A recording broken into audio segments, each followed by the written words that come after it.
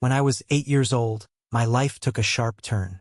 I had been in the foster system for as long as I could remember, bouncing between families who either didn't want me or couldn't keep me. Then came the Callahans. They weren't like the others, they wanted me. By the time I turned 18, they had officially adopted me, and for the first time I felt like I belonged somewhere. Mr. and Mrs. Callahan treated me like their own, and their daughter, Sophia, quickly became my best friend. Sophia was 2 years younger than me, full of life and energy. She had this infectious laugh that could light up any room and a way of making you feel like the most important person in the world. We grew up side by side, sharing everything, dreams, secrets, and sometimes even trouble. But something changed when I turned 22, and she turned 20. It was subtle at first, a shift in the air whenever we were alone. The way her smile lingered a little too long, the way my heart raced whenever she touched my arm. I told myself it was just my imagination. After all, she was my sister, or at least that's what I tried to convince myself. It was one summer evening when it all came to a head. We were sitting on the porch watching the sunset, like we had 100 times before. She was wearing a simple sundress, her hair cascading over her shoulders, and I couldn't take my eyes off her. "What's on your mind?" she asked, turning to me with a playful smile. "Nothing," I lied, looking away quickly.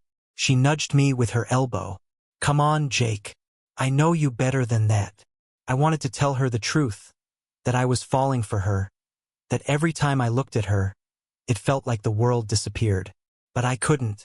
How could I? She was my sister, even if not by blood. Instead, I forced a laugh and changed the subject. "Just thinking about work," I said. She frowned, but didn't press me further. Still, the tension lingered, and I knew I couldn't ignore it forever. A few weeks later, our parents went out of town for their anniversary, leaving Sophia and me alone in the house. It wasn't the first time, but this time felt different.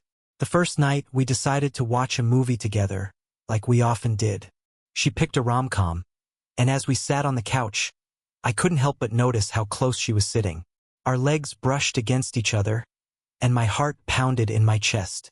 Halfway through the movie, she rested her head on my shoulder. "You're so warm," she murmured, her voice soft. I froze, unsure of what to do. My mind screamed at me to move, to create some distance, but my body betrayed me. I stayed still, my heart racing. "You okay?" she asked, tilting her head to look up at me. "Yeah," I said quickly, my voice a little too high-pitched. "Just tired."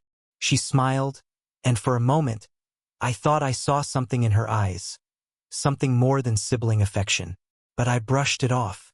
Later that night, as I lay in bed, I couldn't stop replaying the moment in my head. The way her hair smelled, the way her body felt so close to mine. It was driving me insane. The next day, things escalated. We decided to spend the afternoon at the lake near our house. Sophia loved swimming, and she quickly stripped down to her swimsuit, diving into the water with a laugh. I hesitated, watching her. The way the sunlight glistened on her wet skin, the carefree joy on her face. It was too much. "Are you just going to stand there? Or are you getting in?" she called, splashing water at me. I forced a grin and jumped in, trying to focus on anything but her. But as we swam and splashed around, my resolve began to crumble. Every laugh, every touch felt like it was pulling me deeper into something I couldn't escape. That night, as we sat on the porch again, she broke the silence. "Jake," she said, her voice serious, "can I ask you something?" "Of course," I replied, though my chest tightened in anticipation. "Do you ever feel different around me?" Her question caught me off guard, and for a moment I didn't know how to respond. "What do you mean?" She hesitated, looking down at her hands. "I don't know. Lately, it just feels like there's something between us." My heart stopped. Did she feel it too? "I don't know what you're talking about," I said quickly, standing up. "It's late. We should go to bed." She looked hurt, but she didn't argue. As I walked away, I knew I couldn't keep running from this. Something was going to give, and soon. The tension between us became impossible to ignore. Every interaction felt like a balancing act, a constant push and pull between what we were supposed to be and what we were becoming. It all came to a head one evening when a summer storm rolled in, trapping us inside. Rain pounded against the windows, thunder rumbling in the distance. We were sitting on the couch, a movie playing in the background, but neither of us was paying attention. "Jake," Sophia said suddenly, breaking the silence. I looked at her, my heart racing. "Yeah." She hesitated, her fingers nervously playing with the hem of her shirt. "Why are you avoiding me?" "I'm not avoiding you," I said, though we both knew it wasn't true. She leaned closer, her gaze piercing. "You are. Ever since that night on the porch, you've been acting different." I swallowed hard, trying to find the right words. I don't want to make things weird between us." She frowned. "What's weird? You're my brother. You're supposed to talk to me."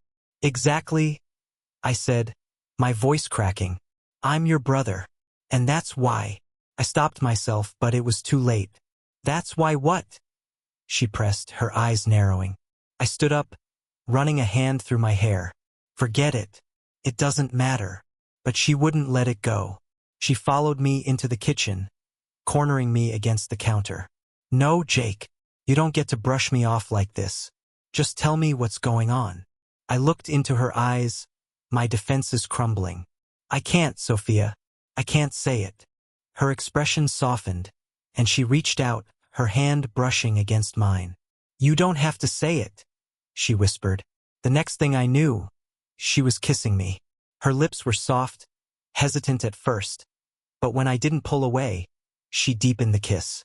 My mind screamed at me to stop, to remind her, and myself, that this was wrong. But my heart betrayed me. When we finally pulled away, we were both breathless. "This is crazy," I said, my voice shaking. "I know," she replied, her cheeks flushed. "But it feels right, doesn't it?" I didn't know how to answer. All I knew was that I was falling deeper into something I couldn't control. The kiss changed everything. We couldn't go back to pretending nothing was happening, but we also couldn't move forward without risking everything. For the next few days, we tiptoed around each other, caught in a strange limbo. When our parents called to check in, we acted like everything was normal, but the truth was, nothing would ever be normal again. One afternoon, Sophia found me in the garage, tinkering with my car. "Hey," she said, leaning against the doorframe. "Hey," I replied, keeping my focus on the engine. "We need to talk," she said, her tone serious. "I know," I admitted, setting down my tools. She sat on the edge of the workbench, her legs swinging nervously. "What are we going to do, Jake?" I sighed, wiping my hands on a rag. "I don't know. Whatever this is, it can't happen. It's too complicated." Her face fell. "So what? We just pretend it never happened." "That's the only option," I said, though the words felt hollow. "But I don't want to pretend," she said, her voice barely above a whisper. Her honesty hit me like a punch to the gut. I wanted to tell her I felt the same, that I couldn't stop thinking about her, but I knew it wouldn't make things easier. Before I could respond, she stood up and walked over to me. "You can't tell me you don't feel it too," she said, her eyes searching mine. I couldn't lie to her. "I do," I admitted. "But it doesn't matter. We can't do this, Sophia." She stepped closer, her hand resting on my chest. "Why not? We're not really related, Jake. You were adopted." Her words made my head spin. Technically, she was right, we weren't bound by blood. But that didn't change the fact that we were raised as siblings, that our parents would be devastated if they knew. "This will destroy everything," I said, my voice trembling. "Maybe," she said, her eyes filled with determination. "But maybe it's worth it." She kissed me again, and this time I didn't hold back. After that kiss in the garage, everything changed between us. We didn't talk about what we were doing. It was as if putting it into words would make it too real. Instead, we lived in this unspoken understanding, walking a razor's edge between what we felt and what we knew was forbidden. That night, as I lay in bed, I couldn't stop thinking about her. The way she looked at me, like I was the only thing in the world that mattered. terrified me and thrilled me at the same time. The next morning, we both acted like nothing had happened. But when our eyes met over breakfast, there was an electricity that hadn't been there before. Later that day, she found me on the porch, staring out at the rain. "Hey," she said softly, sitting down beside me. "Hey," I replied, not looking at her. She was quiet for a moment before speaking. "I've been thinking, maybe we should set some ground rules." "Ground rules?" I asked, finally turning to look at her. She nodded. "If we're going to, see where this goes, we need to be careful. We can't let anyone find out." I hesitated, the weight of her words sinking in. "Sophia, do you realize what we're doing?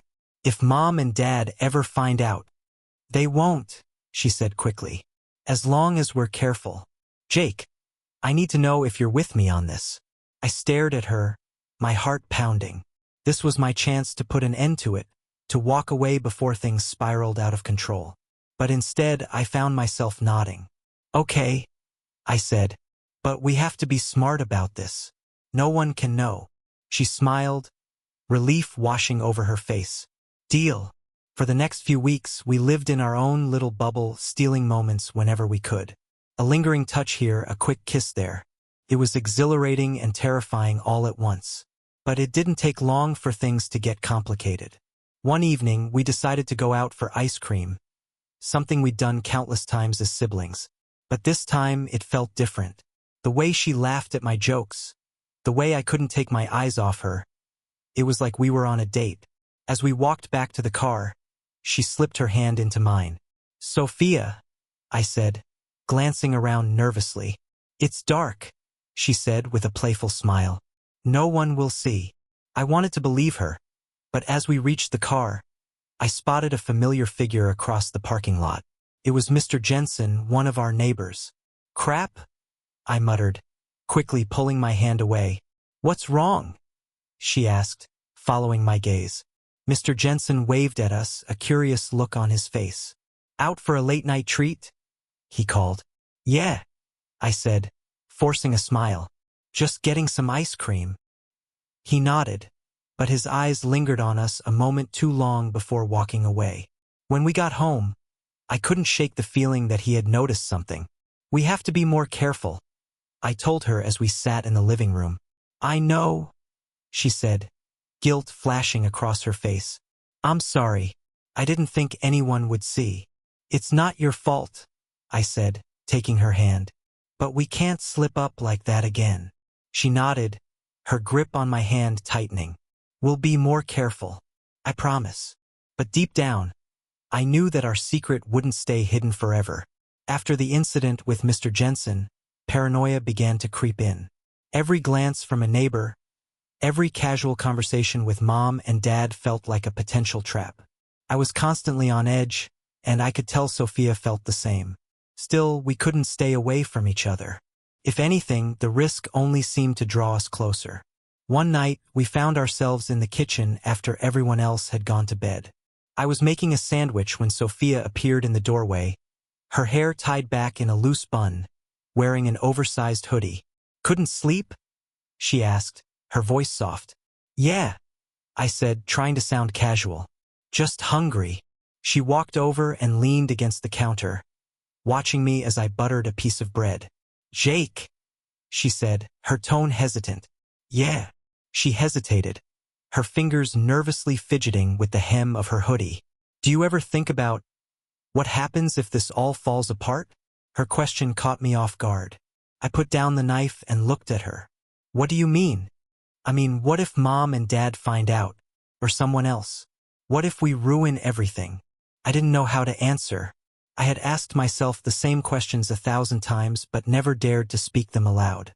"We'll figure it out," I said finally, though my voice lacked conviction. She sighed, her shoulders slumping. I don't want to lose you, Jake." "You won't," I said, stepping closer to her. She looked up at me, her eyes searching mine for reassurance. And then, before I could think better of it, I leaned in and kissed her.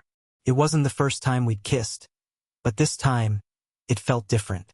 There was an urgency to it, a desperation. When we finally pulled away, she rested her forehead against mine. "I don't care what happens," she whispered. "I just want to be with you." Her words sent a jolt of fear and exhilaration through me. I wanted the same thing, but I couldn't shake the feeling that we were playing with fire.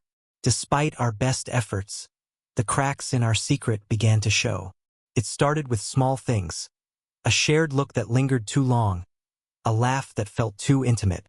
People noticed even if they didn't say anything outright. One afternoon, Mom came into the living room while Sophia and I were watching a show. We were sitting on opposite ends of the couch, but something in her expression made me uneasy. "You two have been spending a lot of time together lately," she said, her tone light but curious. "We always do," Sophia replied quickly, her smile a little too bright. Mom nodded, but her gaze lingered on us for a moment before she left the room. As soon as she was gone, I turned to Sophia. "We need to dial it back," I said. She frowned.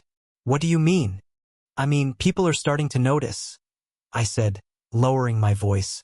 "Mom just gave us a look like she's putting something together." "You're overthinking it," she said, brushing me off. "Am I?" I asked, my frustration bubbling to the surface. "What happens if she figures it out, Sophia? What happens when this all comes crashing down?" She didn't respond, her expression darkening. The tension between us grew over the next few days. We were still drawn to each other, but the weight of our secret was starting to take its toll. The breaking point came during a family dinner. Mom and Dad were reminiscing about when they first brought me home, and Dad made an offhand comment that struck a nerve. "You two have always been thick as thieves," he said with a chuckle. "Sometimes I think Jake likes Sophia more than the rest of us combined."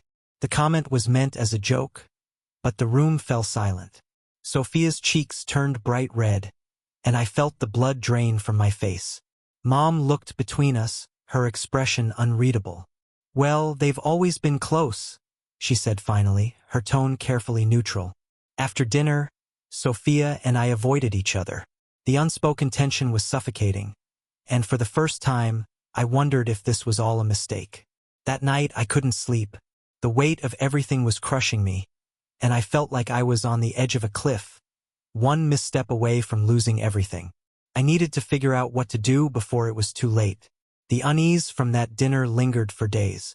Sophia and I tried to act normal, but it felt like every interaction was being scrutinized. Whether it was paranoia or reality, I couldn't tell.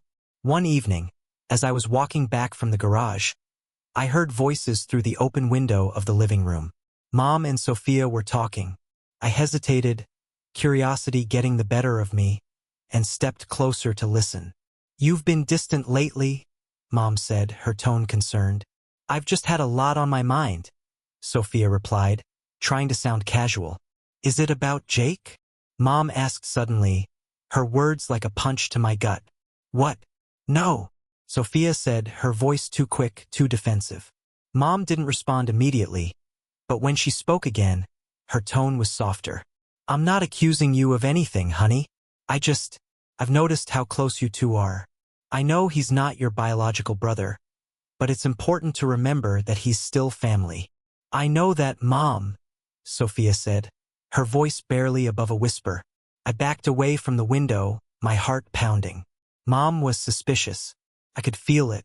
If she kept pressing, it was only a matter of time before she uncovered the truth. That night, I pulled Sophia aside. "We have to stop this," I said, my voice firm. She looked at me like I just slapped her. "What are you talking about?" "Mom is on to us," I said. "I heard her talking to you earlier. If we keep this up, it's all going to blow up in our faces." "You're overreacting," she said, crossing her arms. "She doesn't know anything." Yet, I shot back. "But she will.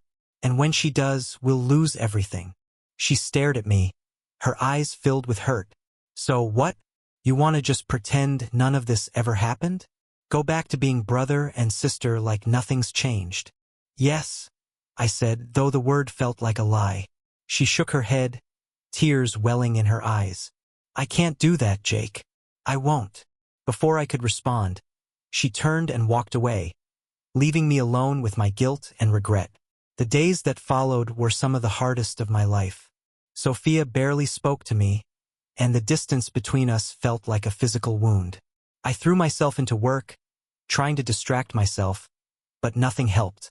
One evening, as I was coming home late, I saw Sophia sitting on the porch steps. She looked up when she heard my car, and for a moment, neither of us said anything. "I can't do this anymore," she said finally, her voice breaking. "Do what?" I asked, sitting down beside her. "This," she said, gesturing vaguely. "Pretending like I don't feel the way I do. Pretending like what we had didn't mean anything." "It did mean something," I said quietly. "But it's too dangerous, Sophia. We can't keep risking everything." She wiped at her tears, her hands trembling. "So, that's it? We just throw it all away because we're scared?" "It's not just about us," I said, my voice heavy with frustration. "This would destroy Mom and Dad. Do you really want to put them through that?" She didn't respond, her silence cutting deeper than any words. The next day, I tried to focus on work, but my mind kept drifting back to Sophia. I knew I had hurt her, but I didn't see another way. That evening, I found a note on my pillow. "Jake, I need some time to figure things out. I'm staying with a friend for a few days. Please don't try to contact me." Panic set in. I knew she was trying to put distance between us, but all I could think about was how far she might go. What if she told someone about us? What if she left for good? I called her phone, but it went straight to voicemail. I debated calling her friend, but I didn't want to raise any suspicions. The days without her were torture. Every moment felt like an eternity, and the house was suffocatingly quiet. When she finally came home, I was waiting for her. "Where were you?" I demanded, my voice harsher than I intended. She looked exhausted, her eyes rimmed with red. "I told you, I needed time." "To do what?" "Decide whether to blow up our lives." Her expression hardened. "You think that's what I want? Jake, I love you, but you keep pushing me away, and I don't know how much more I can take." I didn't know what to say. All I knew was that I couldn't lose her. "I'm sorry," I said finally, my voice breaking. "I'm just scared, Sophia. Scared of what this means. Scared of what we could lose." She stepped closer, her gaze softening. "I'm scared too, but I'd rather face it with you than run from it alone." We stood there in silence, the weight of her words settling over us. I didn't know what the future held, but for the first time, I felt a glimmer of hope. Sophia's words stayed with me long after she went to bed. "I'd rather face it with you than run from it alone." It was the kind of declaration I'd always wanted to hear, but in the context of our situation, it felt like a double-edged sword. The next few weeks passed in a strange, delicate balance. We tried to keep things normal around Mom and Dad, but in private, we couldn't stay away from each other. It was like gravity. No matter how much I tried to resist, I kept getting pulled back to her. One night, we were watching a movie in the living room after our parents had gone to bed. The glow of the TV flickered across her face, and I found myself mesmerized by the way she absent-mindedly tucked a strand of hair behind her ear. "Jake," she whispered, breaking my trance. "Yeah. Do you ever think about leaving?" Her question caught me off guard. "Leaving where?" "Here. This house. This town. Everything," she said, her voice tinged with longing. "Just starting over somewhere new. Somewhere we don't have to hide." I stared at her, my heart pounding. "You'd really want that?" She nodded, her eyes meeting mine. "If it meant being with you? Yeah, I would." For a moment, I let myself imagine it. The two of us in some far-off city where no one knew who we were. A fresh start, free from judgment and consequences. It was tempting, dangerously so, but reality crept back in, bringing with it the weight of our situation. "Sophia, we can't just run away. Mom and Dad would never forgive us." "They don't have to know," she said softly. "We could make up an excuse. Tell them we want to travel or go to school somewhere else." I shook my head, though the idea lingered in my mind. "I don't know, Sophia. It's too risky." She sighed, leaning her head on my shoulder. "I'm tired of feeling like this, like we're living a lie." Her words cut deep because I felt the same way. But I didn't have an answer, not yet. As much as we tried to keep our secret, it was only a matter of time before someone noticed. One weekend, Mom and Dad decided to host a barbecue for some friends and neighbors. Sophia and I did our best to act normal, but the pressure of being around so many people was suffocating. Halfway through the afternoon, I was helping Dad set up the grill when I caught sight of Sophia talking to Mr. Jensen. My stomach twisted as I remembered the night he'd seen us holding hands in the parking lot. I couldn't hear what they were saying, but the way he kept glancing at me made my skin crawl. "What's up with you?" Dad asked, noticing my distraction. "Nothing," I said quickly. "Just tired." He didn't press me further, but I couldn't shake the feeling that something was wrong. Later, as the party wound down, Sophia and I found a moment alone in the kitchen. "Mr. Jensen kept asking me weird questions," she said, her voice low. "What kind of questions?" I asked, my heart racing. "Like if we're close, if we spend a lot of time together." She hesitated, her brow furrowed. "Jake, do you think he suspects something?" I didn't want to panic her, but I couldn't lie. "Maybe, but he doesn't have proof." Her eyes filled with worry. "What if he says something to Mom or Dad?" "We'll handle it," I said, though I had no idea how. That night, I lay awake, replaying the day's events over and over in my mind. Mr. Jensen's questions, Mom's lingering glances. It all felt like a ticking time bomb. The next morning, as I was leaving for work, Mom stopped me at the door. "Jake, can we talk for a second?" she asked, her tone serious. My heart sank. "Sure, what's up?" She hesitated, her expression unreadable.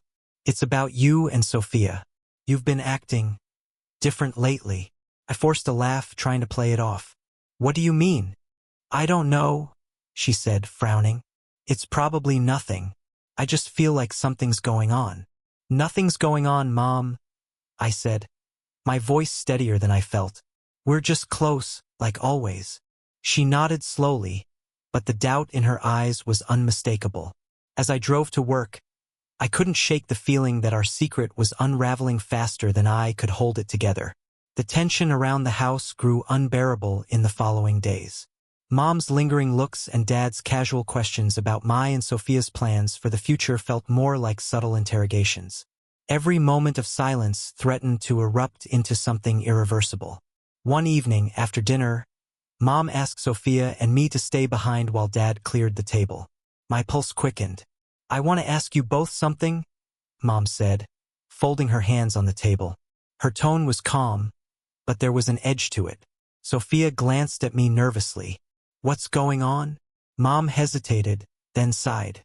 "Look, I know you two have always been close, but lately, I've noticed a change, and I just want to make sure everything's okay." "Of course everything's okay," I said quickly, though my voice sounded strained even to me. Mom's eyes narrowed. "Jake, don't lie to me. I can see it in the way you look at each other." Sophia opened her mouth to speak, but I cut her off. "Mom, we're fine. There's nothing to worry about." "Then why do I feel like there's something you're not telling me?" she pressed. Sophia's hand trembled as she reached for her water glass. "Mom, you're overthinking this. Jake and I are just close. We always have been." But Mom wasn't convinced. "I've spoken to Mr. Jensen," she said suddenly. The words hit me like a punch to the gut. I felt Sophia stiffen beside me. "What did he say?" I asked, trying to keep my voice steady. "He said he's noticed some odd behavior between you two. He didn't give me specifics, but it was enough to make me start paying attention." "Mom, that's ridiculous," I said, though my voice lacked conviction. She studied me for a long moment before sighing. "Maybe I am overthinking it, but I need you both to be honest with me. If there's something going on, I'd rather hear it from you." Sophia and I exchanged a panicked glance. The room felt like it was closing in, but somehow we managed to keep our composure. "There's nothing going on," I said firmly. Mom didn't look convinced, but she let it drop for now. That conversation with Mom was a wake-up call. Sophia and I knew we had to be more careful, but the strain of keeping our secret was taking its toll. One night, after everyone had gone to bed, Sophia knocked softly on my door. "We need to talk," she said, slipping inside and closing the door behind her. I sat up in bed, my chest tightening. "What's wrong?" "I can't do this anymore, Jake," she said, her voice trembling. "The sneaking around, the lying, it's killing me." "What do you want me to say, Sophia?" "That we can just be together without consequences. You know that's not how this works." She sat down on the edge of the bed, her head in her hands. "I know, but I can't keep pretending that everything's fine when it's not. I love you, Jake. I don't care what anyone else thinks." Her words cut through me like a knife. I wanted to tell her I felt the same, that I was willing to risk everything for her. But the thought of Mom and Dad finding out, of their disappointment and anger, kept me silent. "Maybe we should leave," she said suddenly. "Leave," I repeated, stunned. She nodded, her eyes filled with desperation. "We can go somewhere no one knows us. Start over." "Sophia, that's insane," I said, though part of me was tempted by the idea. "Is it?" she asked. "Because staying here feels even more insane." I didn't have an answer. The next morning, everything came crashing down. As I was leaving for work, Mom stopped me in the hallway. Her face was pale, her expression tense. "We need to talk," she said. "What is it?" I asked, my stomach sinking. She hesitated, then handed me her phone. "This showed up in my email last night." I took the phone and felt the blood drain from my face. It was a photo of Sophia and me, taken through the living room window. In the photo, we were sitting too close, our faces inches apart. It wasn't overtly damning, but it was enough to raise questions. "Who sent this?" I asked, my voice barely above a whisper. "There was no name," Mom said. "But whoever it was, they wanted me to see this." I felt like the ground was crumbling beneath my feet. Someone knew. Mom's discovery set off a chain reaction. That evening, she and Dad confronted Sophia and me, demanding answers. We denied everything, but the damage was done. The tension in the house became unbearable. Sophia and I barely spoke, each of us retreating into our own guilt and fear. A week later, Sophia packed her bags and left. She didn't tell me where she was going, and I didn't have the courage to stop her. Months passed and life slowly returned to normal, or at least as normal as it could be. Mom and Dad seemed to accept that nothing had happened, but the distance between us remained. One day, I received a letter in the mail. It was from Sophia. "Jake, I needed time to figure things out, but I want you to know that I don't regret anything. I still love you, and I always will. Maybe one day we'll find a way to be together. But until then, I hope you find happiness, even if it's not with me. Love, Sophia." I read the letter over and over, her words both a comfort and a heartbreak. I didn't know if I'd ever see her again, but one thing was certain. She had changed my life in ways I could never undo. And though our story had ended, a part of me would always wonder if it was only the beginning.